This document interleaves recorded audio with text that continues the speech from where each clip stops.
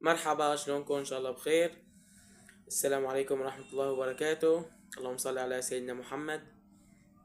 حلقة جديدة وخبر جديد. أجيت فاريز، من هو هذا اللاعب؟ تفضلوا معنا لتروا هذه القصة.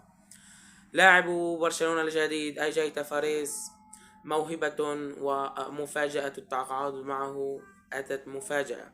هذا اللاعب ينشط مع نادي نوريتش سيتي الإنجليزي، ولعب لعدة فئات في هذا البلد. منتخب انجلترا لعب معه تحت 15 سنة للمنتخب الشباب، وتحت 16 وتحت 17 عام. يملك الجنسيتين البرتغالية والإنجليزية، ويملك المواهب، ويملك القدم اليمنى القوية، ولاعب موهوب عمره 16 عام فقط.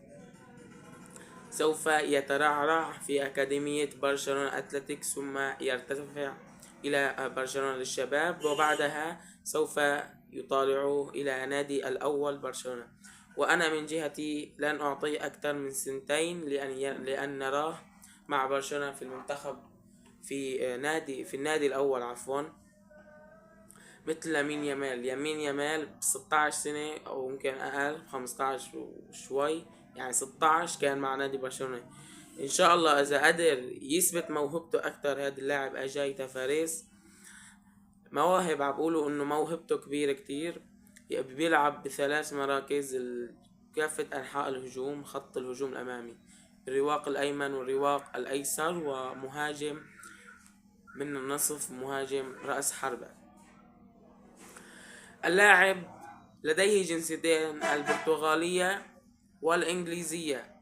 هو هلأ مع نادي نوريتش سيتي، وقعوا العقد الأحد القادم سوف يأتي إلى برشلونة، واستطاعوا أن يأخذوا هذا اللاعب، أن يتعاقدوا معه تحت 18 عام، لأنه يملك جواز سفر أوروبي، وهذا ما سمح للنادي أن يتعاقد معه برشلونة في هذا العمر المبكر.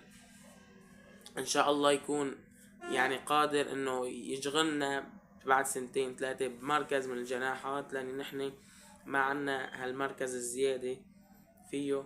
ان شاء الله يقدر يلبي الطلب ويكون قد الهمة والتقل لنادي برشلونة. لا تنسوا، وصلنا لنهاية الحلقة ولنصف الفيديو، لا تنسونا باللايك والاشتراك. هذا اللاعب يعني حسه موهوب، يعني من نظرة اللاعب يعني بتعرفوا انه موهوب، وبدنا نكون انه دقيقين انه يلعب على المعد البدني، لانه المعد البدني بيعمل عامل كبير. وان شاء الله انه ما يكون عنده اصابات كتير، وما يكون جسمه ضعيف وينصاب، لان اهم شيء اللاعب يكون قوي بدنيا.